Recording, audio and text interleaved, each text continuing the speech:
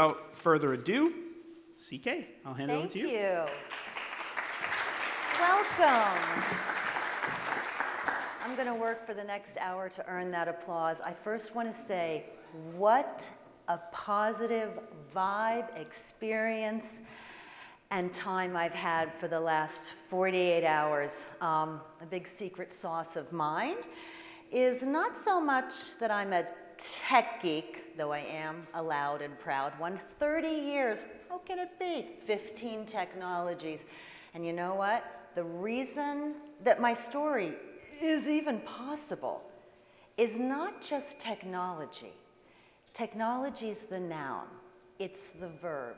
It is continuous learning.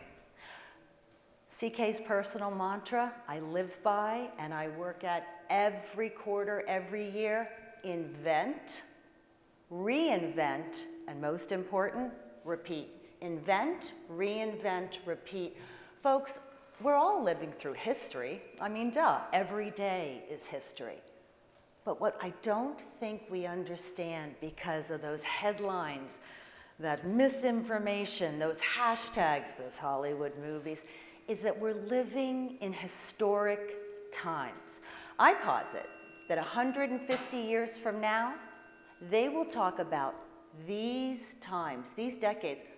Remind us all, the original Renaissance, 200 to 300 years, and is responsible for modern day. We are living through a modern day digital renaissance that's just a handful of years. We all talk about, hey, things have never before happened and changed so fast, CK, and I say, they haven't, but that's one half of the sentence. The other half is, they will never, not ever, be this fast again. And that can seem daunting, that can seem intimidating, but it's really inspiring when all of a sudden you turn the quarter to the other side and you see what a great leveler technology is. When I started in this profession 30 years ago, I'll tell you, there was never a line at events for the ladies' room. When does that happen, ladies, right? Never. I am so impressed to see how much change, how much leveling. Here's a little factoid. A year and a half ago, we had maybe 50, 60 million coders worldwide. Anyone want to gander a guess at how many coders we have as I stand here at stage worldwide? How much has changed? Give me a guess. How many do you think we had? We had 50 to 60 million. How many coders do you think we have in just a 24-month period change? 8 billion. Why? Because now it's no code, low code. Now the beauty of AI is that it talks our language. Folks, it's harder to use your microwave, believe it or not, than it is to use an LLM like ChatGPT, Google Gemini, Anthropic's Claude. Why? It speaks our language. It speaks any language. To think that we are closing the digital divide through artificial intelligence, which I posit should be called alternative intelligence. Why? To call it artificial intelligence is definitively correct, but it doesn't think like us. The beauty is we have 8 billion that can think in a human way. We need an alternative intelligence to work with. So what I want to bring us through, and I want to thank Allison and Anna and Bethany and everyone for letting me create this presentation, because I've been wanting to get this message out there, because it's so easy to be in it and to lose perspective and perception of the magical times we're afforded. I know things are changing fast. I know it can be daunting. I know it can be hard. But we get what so few generations get. And we get a front row seat to so much change, so much brilliance, and so much innovation that I'll tell you, it moved me, but it's never lost me, which is why I continually stay in this wonderful field. So much so that at 55, just a month and a half into 55, I still feel like I'm getting started. I think at 95, they'll have to wheel me out here because I won't be stopping learning then. Because why? would we ever stop? And people say, why? And I say, did anyone watch the Met Gala a week ago? Do you think they wore the same dresses last Monday that they wore a year ago? No. Technology doesn't stop. Fashion doesn't stop. Learning should never stop. Now, it's the exception when we see a 40-year-old, a 50-year-old, a 60-year-old on campus. Within 36 to 60 months, it will become such a rule. Why? Continuous learning. Invent, reinvent, repeat. So when we're looking at the Renaissance, understand we're looking at the original Renaissance was a period roughly from the 1400s to the 1700s. And there was so much change, but understand the Renaissance word itself is a rebirth, right? Now we talk about transformation and digital transformation. And we're looking at a period of great transformation that reshaped so many aspects of society and laid the foundation for modern culture. How? How did it not? Revolutionary ideas, long-lasting impacts, relentless innovation, changes in not only art, but science and literature. You know, the term Renaissance man, we should update that to Renaissance person now. The term Renaissance man was because you would have knowledge and expertise, not in just one domain, but in several. And usually they were far apart, science and art. Why I don't like the abbreviation STEM, science, technology, engineering, mathematics, is because it should be STEAM, science, technology, engineering, art, or adaptability, and mathematics. You really can't have innovation one without the other. But we're looking at significant discoveries.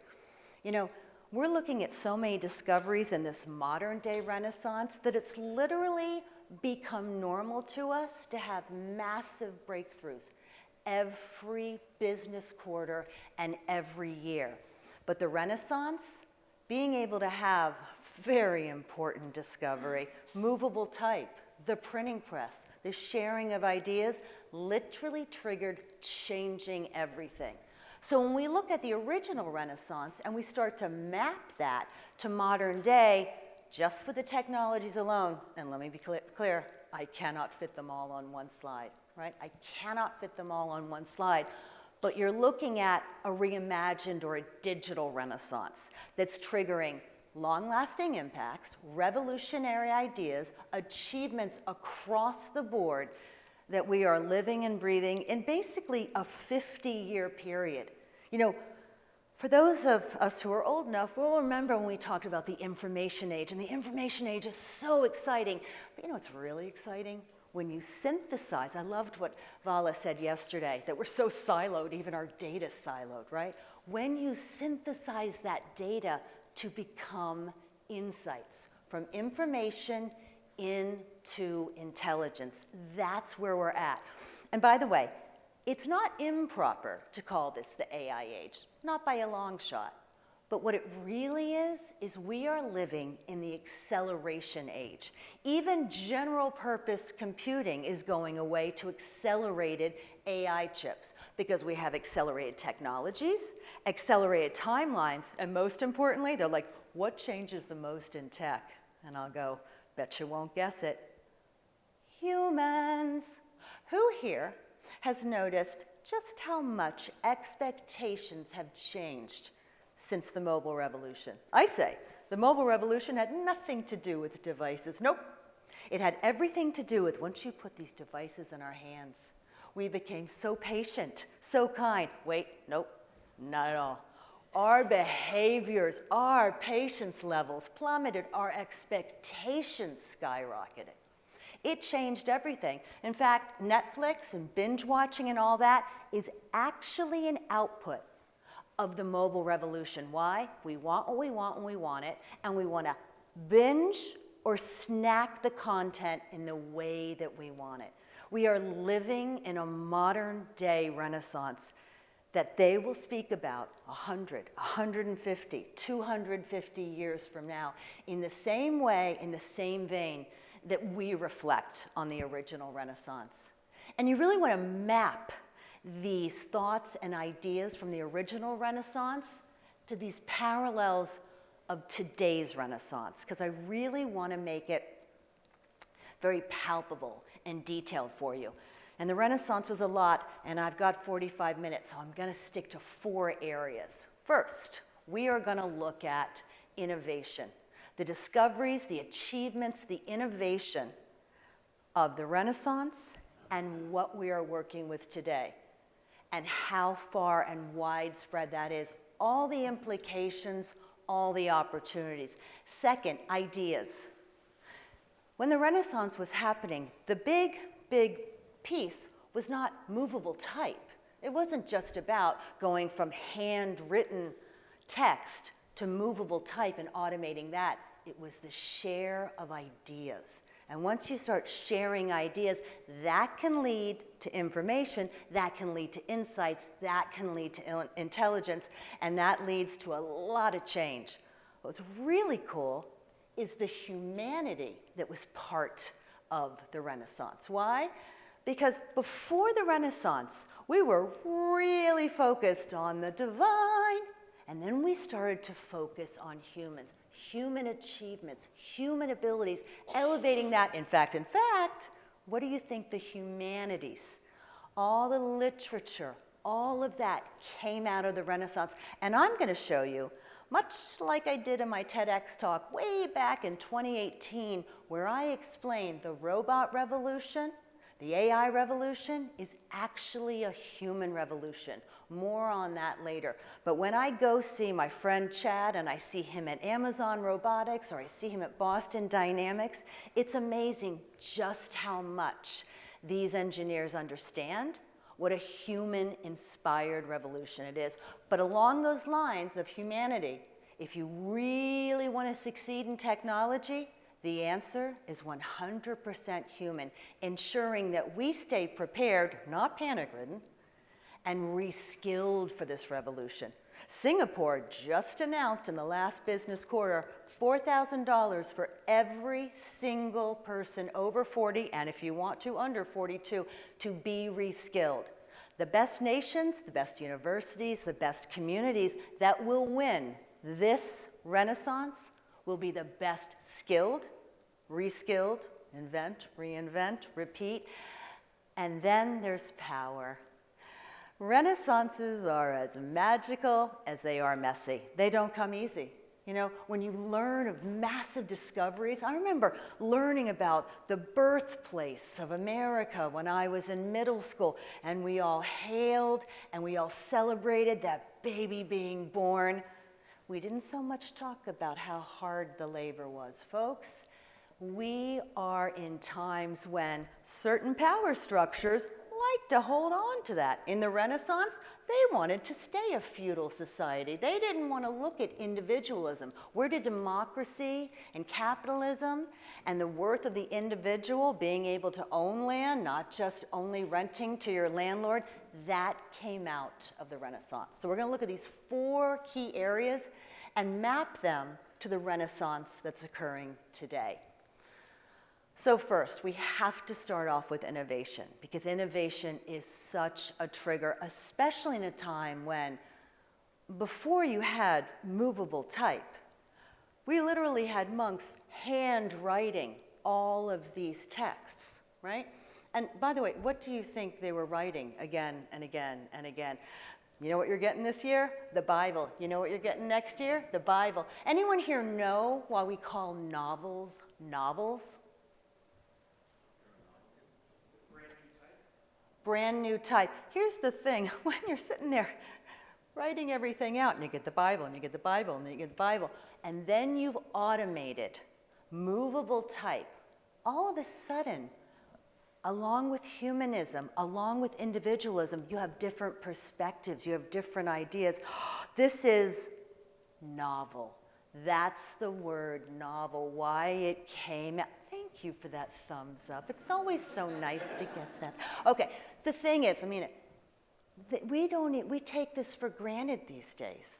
You know, we have a whole new tribe and world of individual expressions for this creator economy. Why? Because we own the modes of production, or the modes of production are easily owned.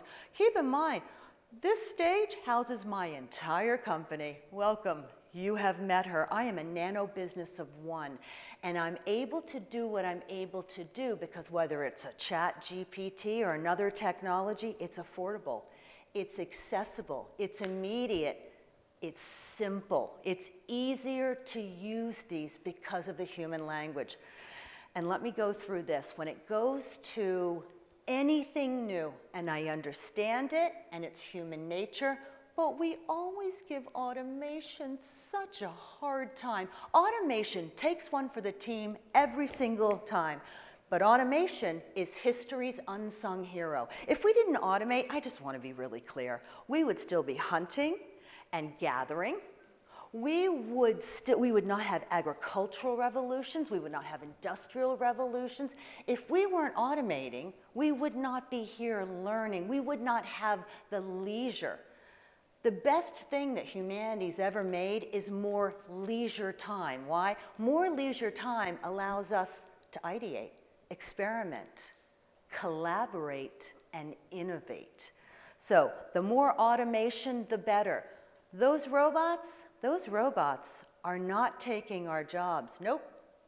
I hate to break it to us. This is how humanity's going to look back on us in 20 years. We have been doing the jobs of the robots for far too long. Don't believe me? We spend at least 3 weeks a year in our jobs just scheduling meetings, rescheduling meetings, and reschedule. Yeah, you do. You want to hear something real hard? How long do you think we spend in aggregate of a 78-year life? Your most important resource, time and attention. In a 78-year life, how much time do you think we spend doing chores? This includes everything from laundry to dishwashing. I'm not talking the fun chefs and all of that you like to make at home and have a wonderful dinner party. I'm talking chores. In an average 78-year life, how long do you think we spend in aggregate doing chores? 25 years, God bless.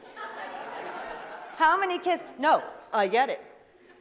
4 to 6 years. Do you know how much time you spend waiting in line?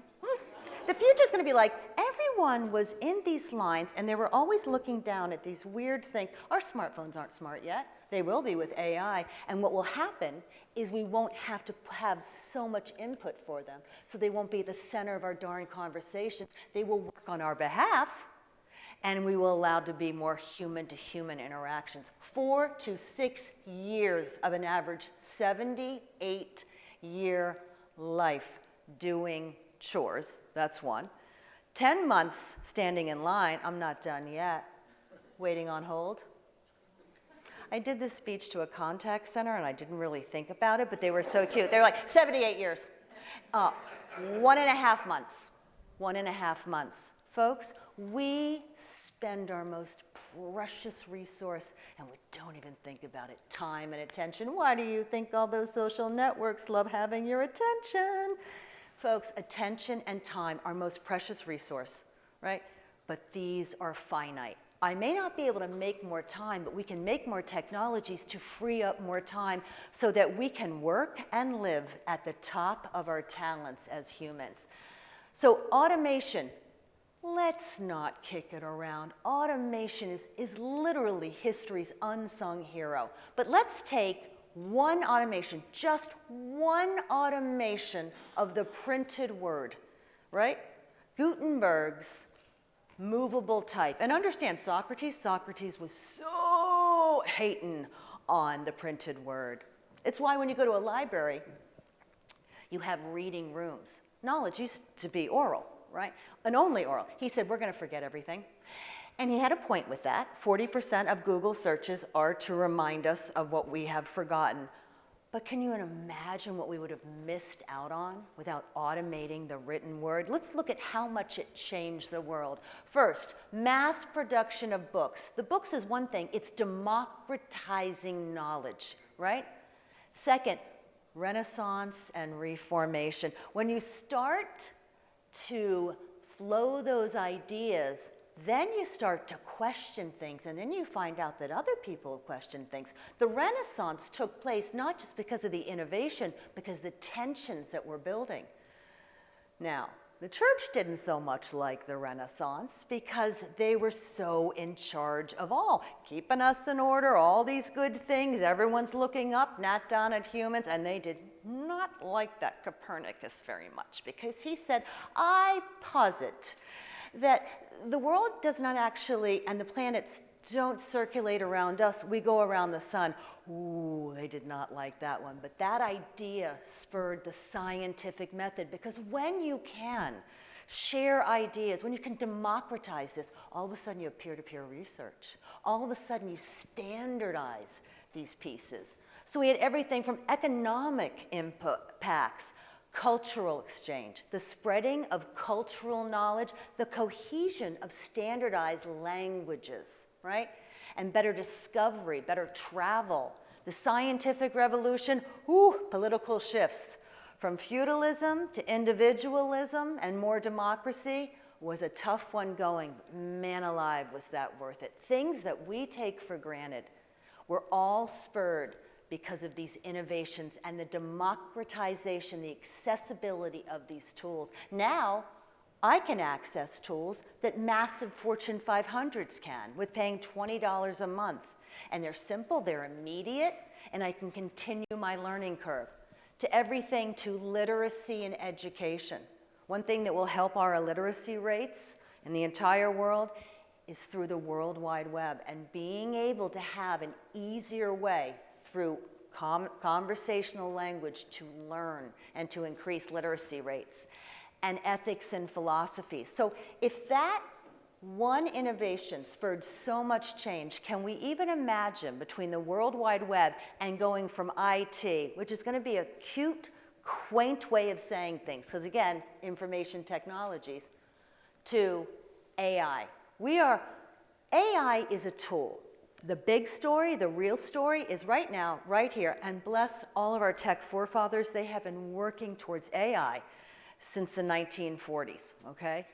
We are at the time when we moved from working on machines as business enablers, right, to working with machines as business collaborators, as co-workers, as all of these new colleagues. It will be rare for us not to collaborate with AI, with intelligent technologies, with accelerated computing over the next decade.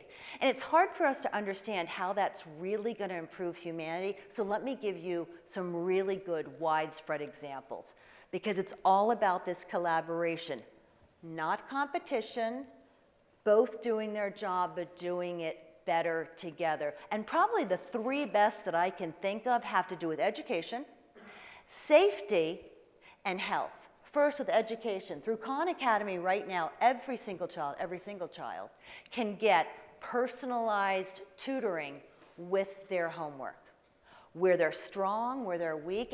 As an educator, I know I am hoping to reach the whole class, but I know logically I'm usually speaking to a third, because a third is where I'm at with the lecture, right? And a third is behind, a third is ahead. I want to reach everyone.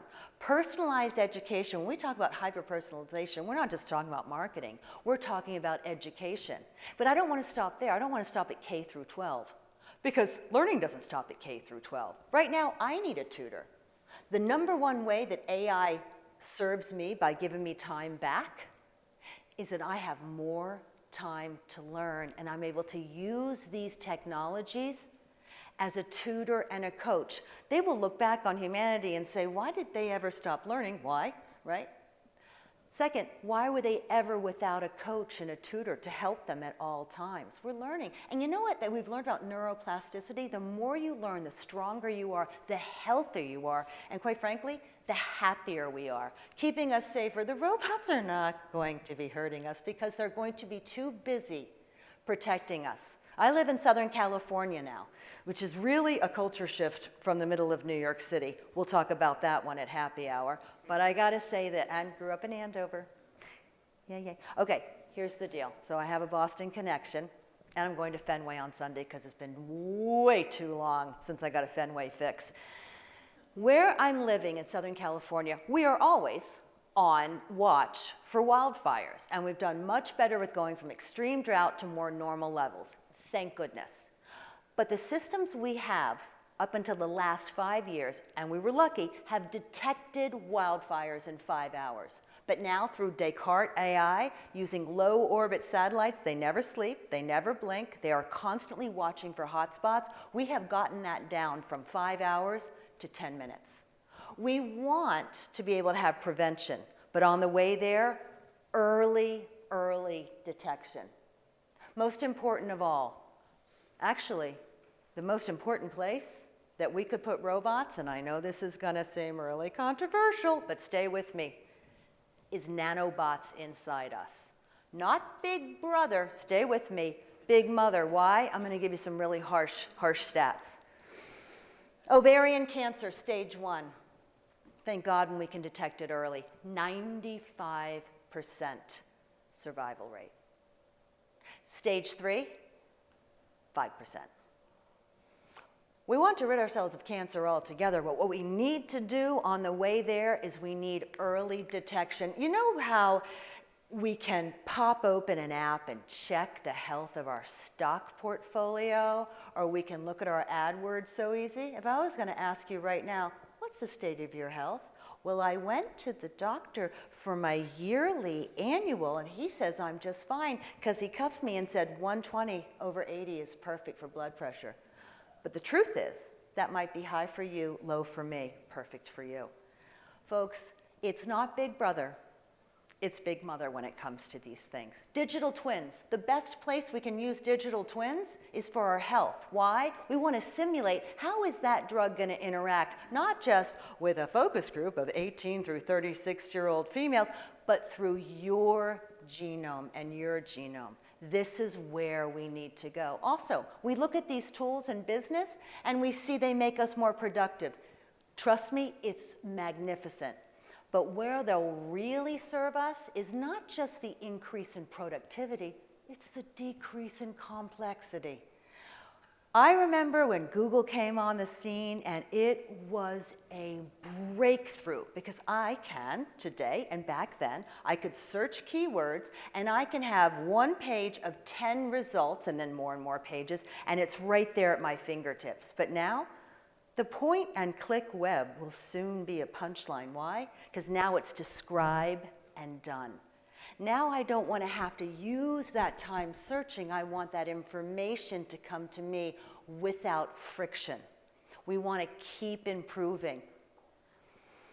Here's an audience that we need to do much better by. Too many seniors are in assisted living, and I'm thankful we have assisted living, right? But too many seniors are in assisted living and don't need to be. They can be in the homes they love with the care they need, the reassurance we need, because it's no longer having to put everyone in assisted living. It's living with intelligent assistance. Also, one thing that we are really dropping the ball on is oral history. All of our World War II veterans have passed, and all these stories we need to capture. I got to tell you, as a kid, it might be like, oh, Grandpa, I don't want to hear the story again. But you know what? I want to hear the story again. I want these robots to take all this oral history that would otherwise just be lost. And I want to say this. When it comes to the future and the now, it's so easy to look back and say, what technology will replace? But at least give some time to going forward and saying, what could it ignite? What I tell people is, when you were a kid, did your grandmother say to you, you're going to be the cutest little data scientist ever, you're going to be a great AI architect, you're going to be an SEO expert? No, these new jobs did not exist. For every one job the internet tooketh away, 2 were replaced. What's the solution? Reskilling. And in fact, in this day and age, as I'll go over, we can reskill in under a year. And work to have this as a foundation on our expertise and our domains of expertise, no matter your age, gender, job role, location. Which brings us to ideas. Ideas and expressions. In the Renaissance, when we had humanity and we had individualism and that focus away from the divine and away from the collective and into individuals, we started to celebrate these ideas and this art again. Much like, kind of like, exactly like we're doing in the present day, just with different tools and on a more global level. A lot of times I'll say that AI stands for the age of ideas. Why? Because these tools are so affordable, so accessible, that now we'll have more ideas that can lead to more collaboration, that can lead to more innovation. Who here watched the most recent Oscars? I did, okay. The most fun part was I'm Just Ken, right? Ryan Gosling. But the most important speech, I contend, did not get nearly the play it should have. And it was by Cord Jefferson. Cord Jefferson is the writer and director of American Fiction, right? Another thumbs up. I'm going to put you in more audiences. And what he said was this. I'm paraphrasing, but I'm darn close. He said, Hollywood, I know you're risk averse. But isn't making one massive $200 million film the very definition of risk? I'm not saying don't do that, but I am saying this. Could you think about possibly making 20 $10 million films or 45 million? And I'm thinking, age of ideas. The more filmmakers, the more storytellers that will have this ability to work with these tools, the more art, the more expression, the more ideas. Fact of fact, when we had, and it was really important, when we had the strikes in Hollywood, and the writers were like, no AI, and the actors, no one's talking about the actual contracts that came down. The contracts that came down is the writer said, oh, I can work with an AI whenever I want. But, 1, I decide, which they should. 2, I get full credit because it was my idea that started that. And 3, I need better rates for this.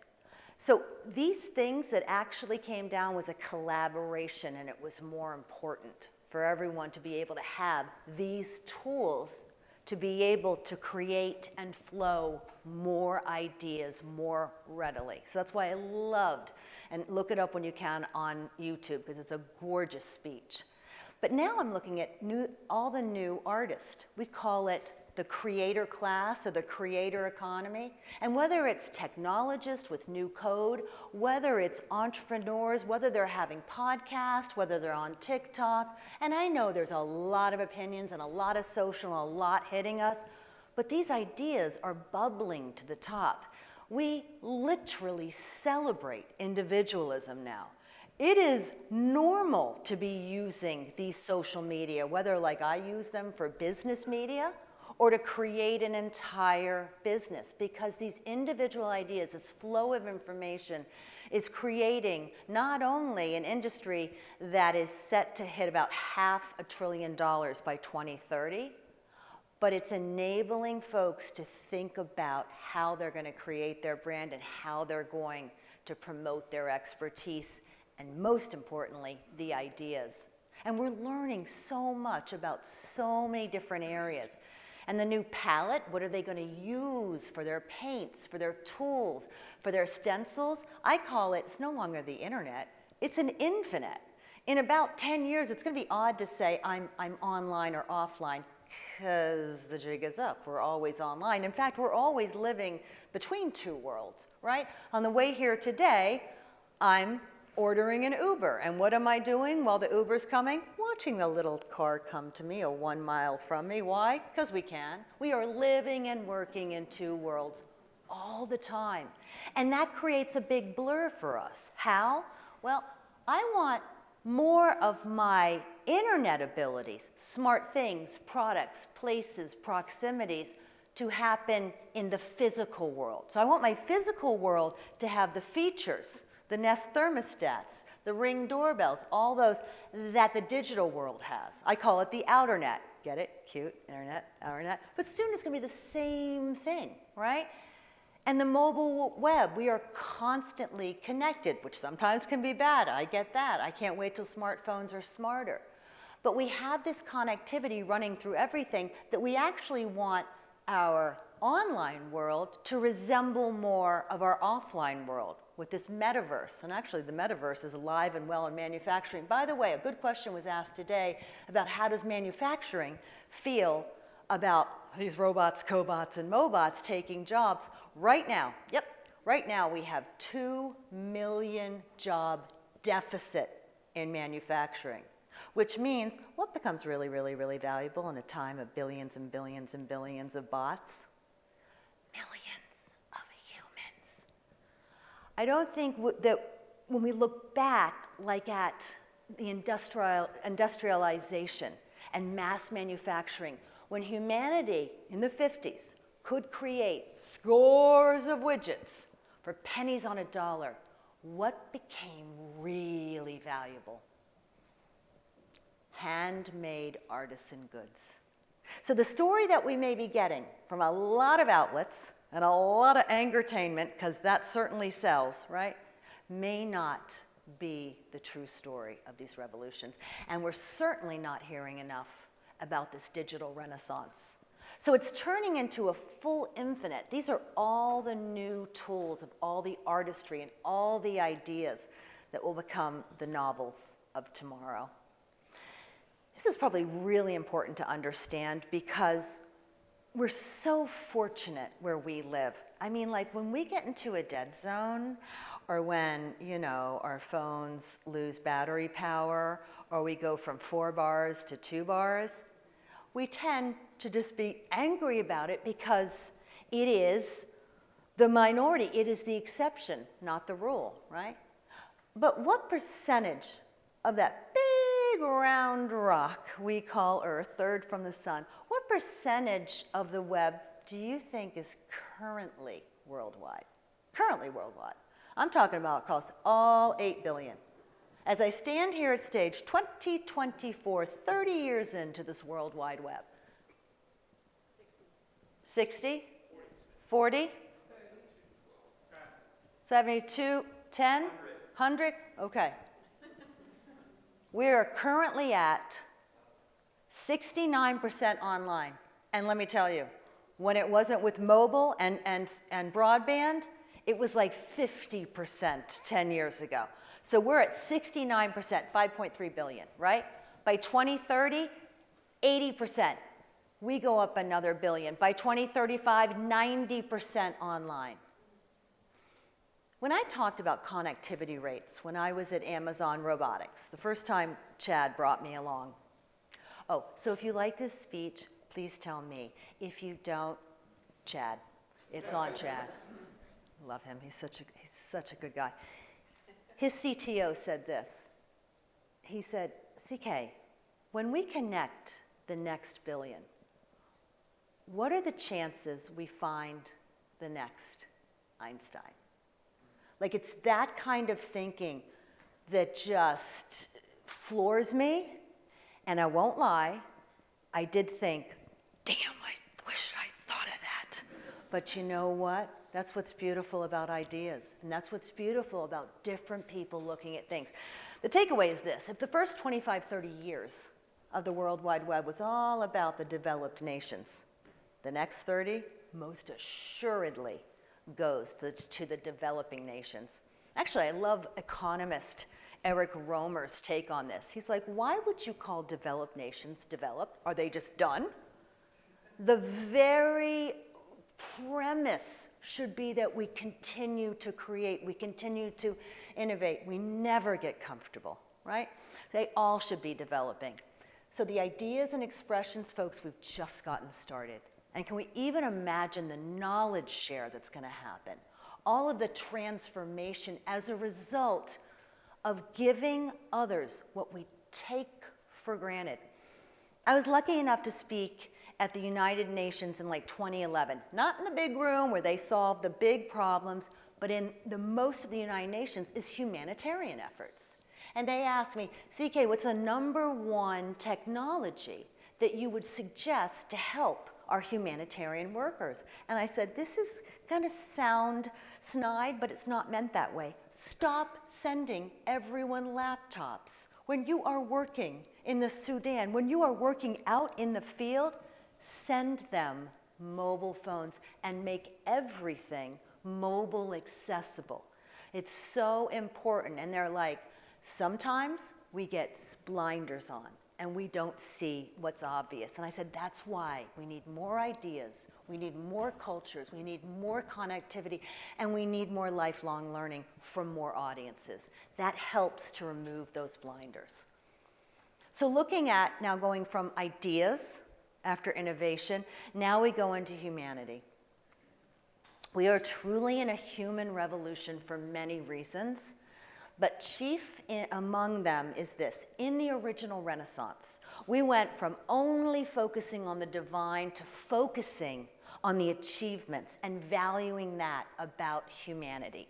And we're now actually really, really focused on those really, really cool robots. I get it, I get it, I get it. And all of the articles, they're all talking about technology, how technology is going to change things. Ooh, what will technology do? Distraction, innovation, shock, awe. Terminator, a lot of Terminator. Folks, what it comes down to is this is about humanity. Technology, all technology for all of time, just trust me on this, is about elevating humanity and improving the quality of our lives. Are there bad actors out there? Yes. Can there be, it can be messy, it's disruptive, but that is technology's purpose. Mark, like we were talking about last night, more time to focus on being human. In fact, people say to me, what is the best way that I am going to compete with those robots? I go, oh, that's so easy. Don't. Why?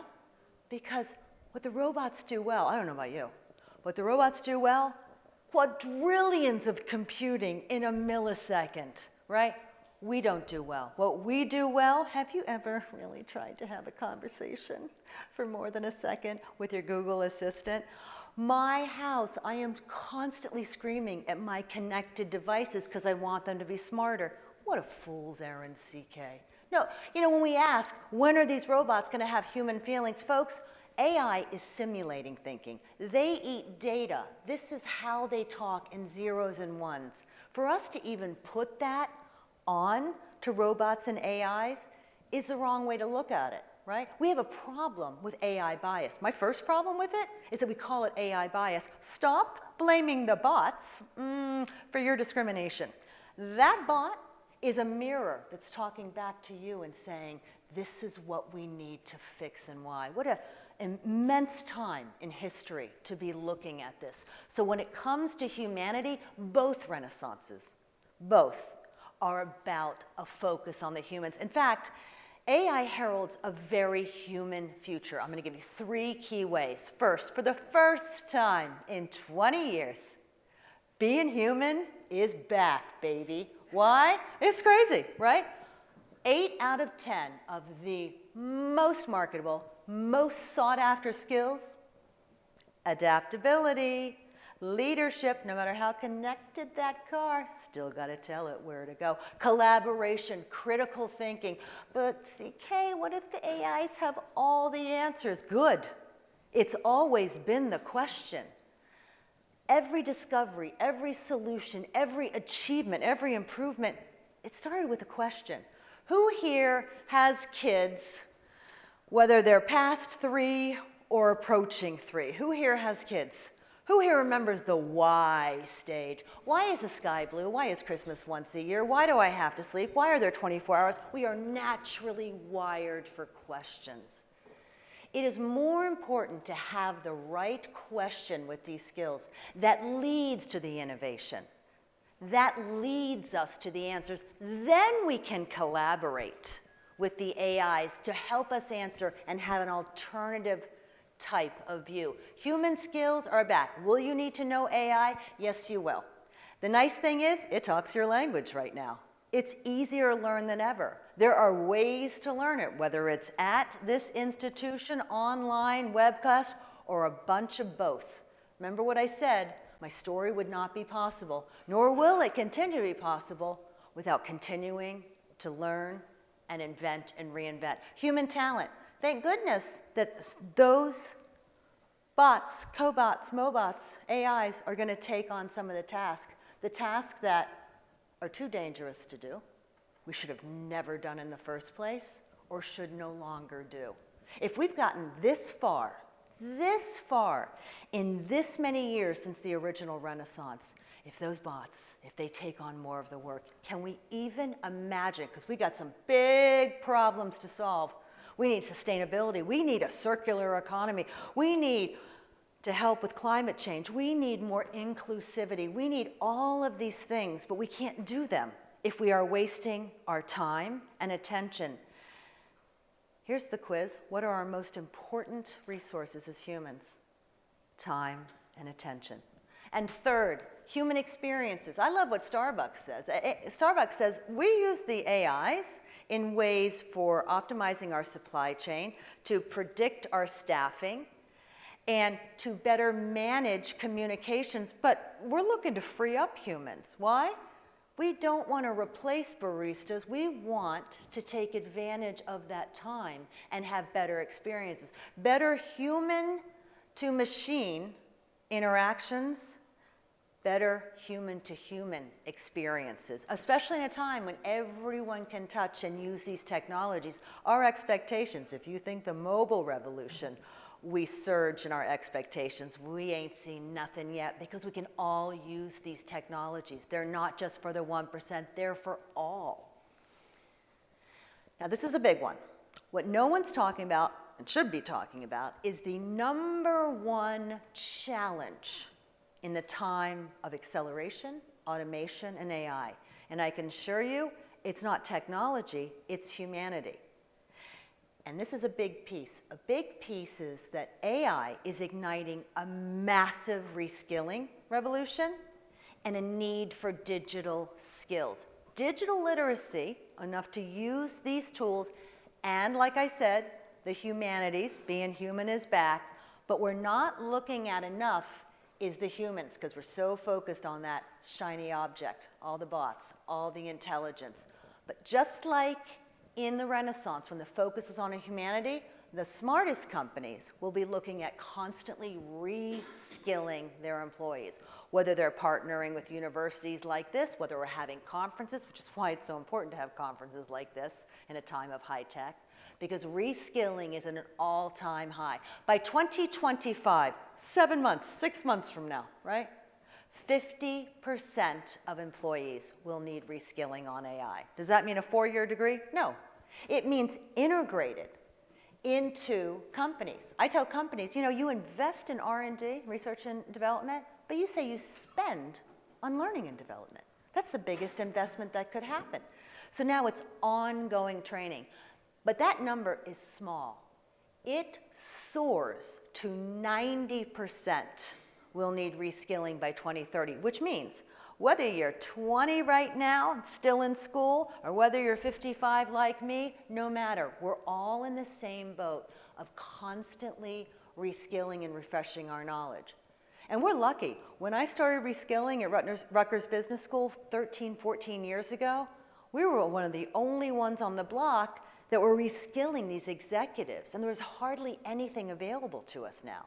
Now we have all these different programs available to us, whether we're doing it remotely, whether we're doing it in person, or even better, a little bit of both. So we're looking at a time by 50% will need reskilling by 2025. Humanity is the answer here. To right now, companies are grappling with not enough skilled employees. Let me tell you something. No matter your age, gender, ethnicity, function, when you reskill on these technologies and map those with those soft skills that are back, the sky is the limit. Upwards of 30, 50 to 70% more in jobs.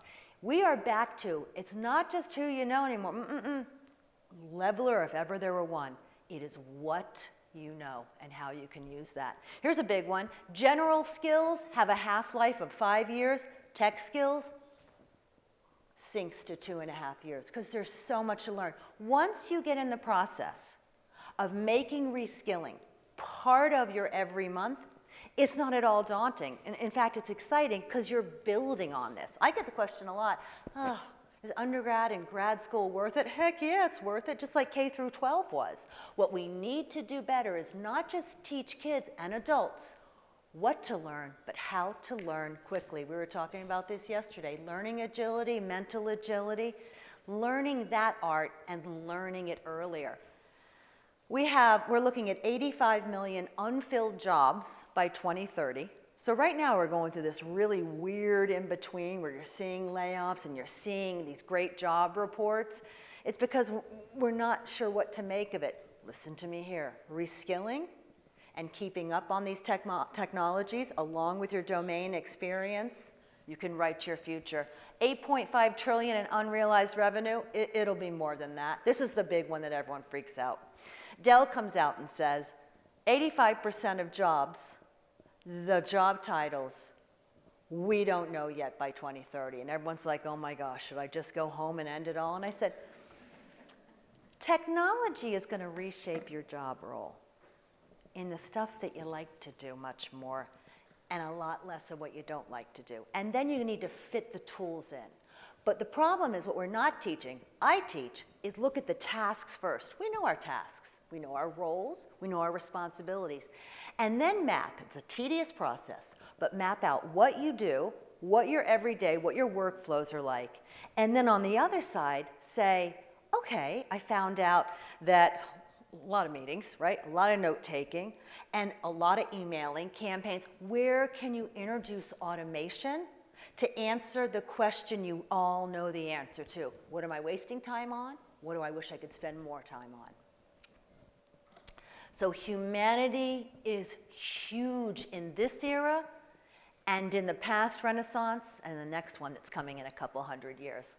So 3 things, lifelong learning. You're going to hear this. This is important. This will be the rule going forward. Second, we have all been in companies that are really big on competencies, and that's important. But we need to shift that thinking from know-it-alls to learn-it-alls. And we need to invest as much in talent as in tech. And if they ask you why, for the very simple answer. You cannot run the business of tomorrow with the skills of yesterday. And you can't at all get the ROI from all those technologies if we don't know what we're working with. So it's a really exciting time, but it's an understanding of where reskilling fits in, which again is why these kinds of events and these kinds of communities. I tell my classes the most important thing that will happen as a result of this class will not happen in this class. It will happen after. Will you keep this community strong? Will you keep these connections intact? And will you keep using this knowledge to learn, invent, repeat? So let's end on power, because I'll tell you this. Renaissances are magical. They're inspiring. They're promising. But they're hella messy. They're messy. Folks, these are times where there are bumps in the road. Once you digitally transform, you need to seem to digitally transform again. It seems like it's never ending. But these times are magical and they're worth it, but we have this endurance. So keep in mind that we are going from, and this is what I'm going to end on. We're going from a time when, if you know, like me, with a few years of experience on you, when the World Wide Web first emerged, right?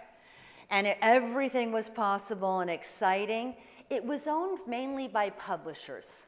And we had 5 or 6 big kids in the room, the Yahoos, the AOLs. But then we went from a lean back, read-only web to social media came on the scene. So then it was lean forward, read, write web. And we had the Facebooks, now we have the TikToks, we have the YouTubes, all of those pieces, right? So we call that, in techie land, it's very geeky, Web 2. What's on the rise now? And it's not just happening online, it's happening offline too. We're going from power concentrated with publishers to power concentrated in platforms to power brought back to people. Why? Don't you think it's kind of funny that we spend all this time on all these social networks and create all this data, and they're so nice to give the data back to us? Wait. Folks, think about it. We can own land offline, but we can't online. Well, that's because the rules are different online and offline, CK. Why? We spend just as much time online as offline. I worked the fields like the feudalist in the feudalism society had to. I should be able to own that. So right now we're going through you hear these words like blockchains and cryptos, and they haven't found their true problem to solve yet. But they're starting to find that way, which helps with security, which helps with all of these pieces as well.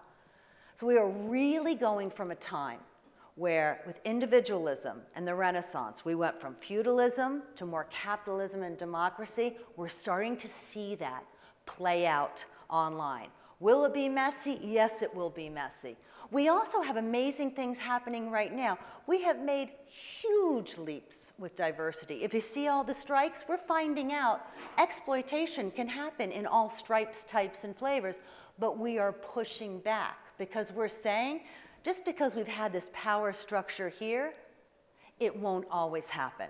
So when we look at a renaissance and we really understand the time that we're in, the opportunities, and that we're not just living through history, but we are absolutely, positively living through historic times, I ask you this, two things. Remember, when it's a busy day, when it's crazy, when we have all these new technologies and it's like, oy vey, another, remember not to forget that we get a front row seat to this revolution.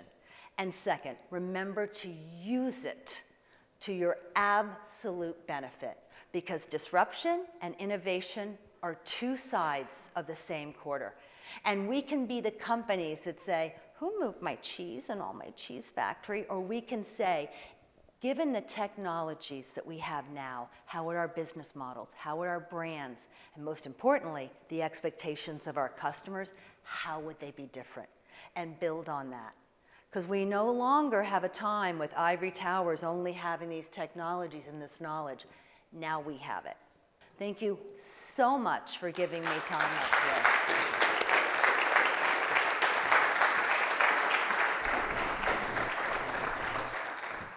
CK, that was awesome. Thank you so much.